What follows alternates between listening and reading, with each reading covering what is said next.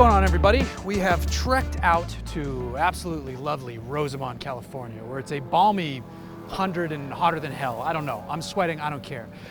This is a Mazda MX-5. This is the new Cup Car. I've come here, sadly, not to drive it. I don't have a racing license. We're going to fix that sometime in the near future. But in the meantime, we've called in a favor. We've got a little bit of a ringer here. Duncan, would you mind coming? How's it going, sir? It's excellent.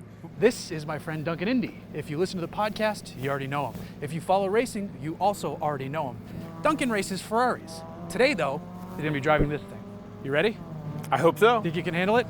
I'll try. All right, well, a little less power, but maybe a little more fun. We'll see. That's what it's all about. All right, go suit up.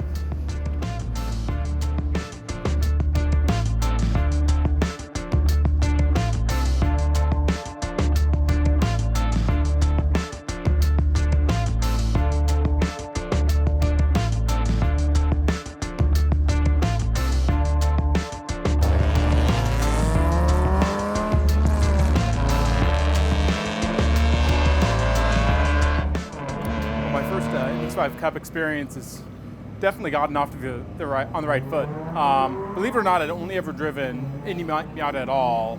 Here at Streets of Willow, I did about 3 flying laps in a GT3-spec car, street car, and it was just about as much fun as I had ever had in a car. And the new race car definitely picks up right where that left off. So my normal race ride is a Ferrari 458, and other than having 4 corners and a steering wheel, there's not really much in common between the two cars. Obviously, a few $100,000, but a Ferrari or any big GT car, it's really all about the horsepower, and it's about getting on the power as soon as possible. And you've got the horsepower to make up for a mistake on the way into the corner. But the MX-5, you don't have any power at all.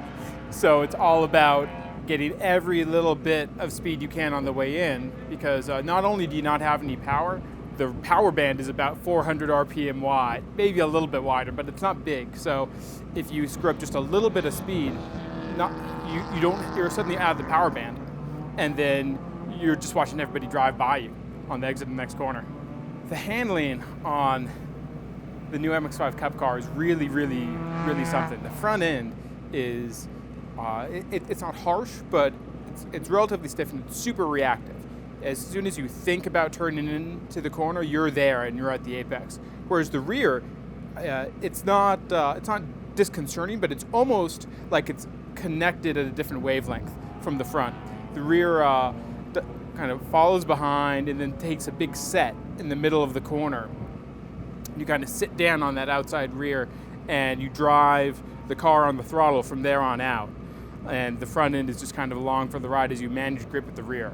It's entertaining, absolutely. It had been honestly a few years since I'd driven a good old-fashioned manual transmission on the track. Everything these days is paddle shifters and sequential boxes, and the transmission in this car is faultless. It's I mean, as good a transmission as I've driven. If you've driven S2000 or RX-8 and NSX or an MX-5 on the street, you'll be instantly at home, and everything else is going to be a little bit clunky when you get into it after this. One of my previous road rides is a long gone and much loved FD RX-7, and you have some of the same Mazda DNA going throughout, the sort of the fundamental balance and the communication you get through the front end is very similar, but that was a light car for its day, a light street car, but even that weighed maybe 800 pounds more than this MX-5 race car. They've really done an amazing job getting the weight out of this car, and all the controls in this are so light that they make my memory, at least, of driving the FD kind of agricultural in comparison.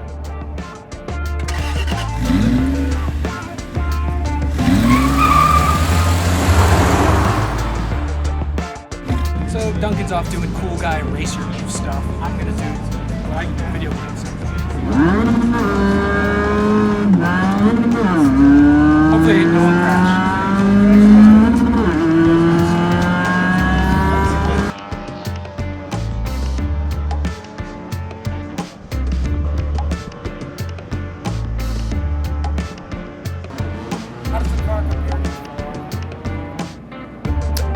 Well,